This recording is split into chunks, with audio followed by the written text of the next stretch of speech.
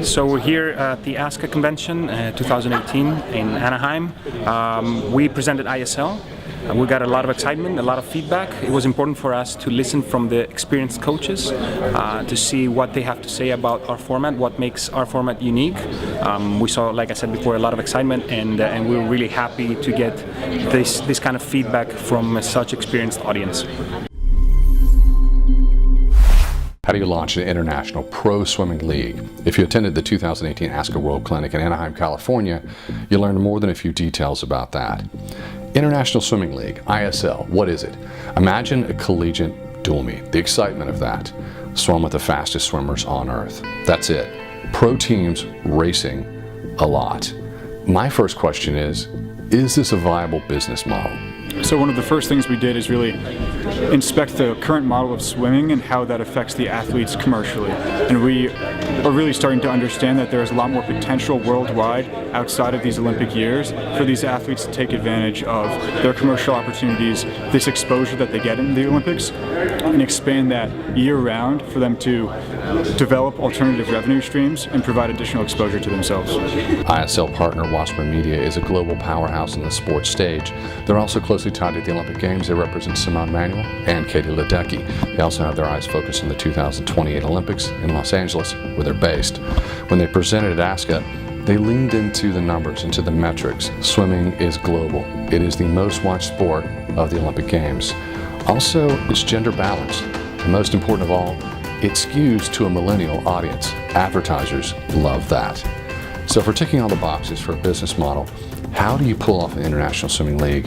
Logistically, if you're ISL, you hire a 30-year veteran, an expert in geopolitics, who also happens to be a former D3 swimmer. You might recognize him as a pundit from CNN, MSNBC, and Fox News.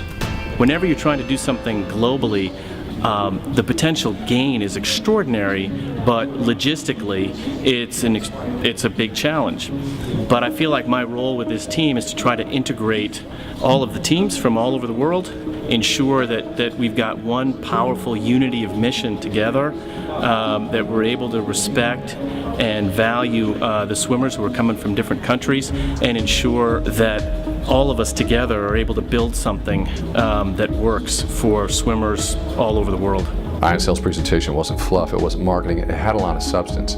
This venture is moving forward, and according to ISL, they don't conflict with FINA or the Olympic Games. This is simply a third option for elite athletes to earn more money and support them in longer careers. They even make the argument that athletes will have more visibility and more success for longer in a world where ISL exists. SwimSwam reached out to FINA for comment. We have yet to hear back. We will update the report when we do. We close out with Olympic icon Lenny Krazelberg, who introduced the ISL team at ASCA, and we hear his final thoughts on the prospects of a future pro league. The concept of a professional swimmer in our sport has definitely been pretty vague. The opportunity to be able to make a living and generate a living while you're still actively competing is hard. To be able to maintain the training aspect of it, to be able to travel to competitions and compete, it's hard. And that's why this is not the opportunity that ISL potentially presents, to be able to have a consistent income stream, to know that you wake up tomorrow morning, you don't have to necessarily worry about how you're going to pay your bills. You can focus on what you really want to focus is on your training, that you can try to continue to fulfill your ultimate goal, winning the Olympic gold medal, but also be part of something unique, which is, a league where you're competing year-round, you're traveling around the world, and really you can do something like this for many, many years. And I think that's what's appealing. That's what a true essence of a professional athlete is not what you do once every 4 years, but whether you can sustain a living for a number of years and be passionate and do something that you're really great at.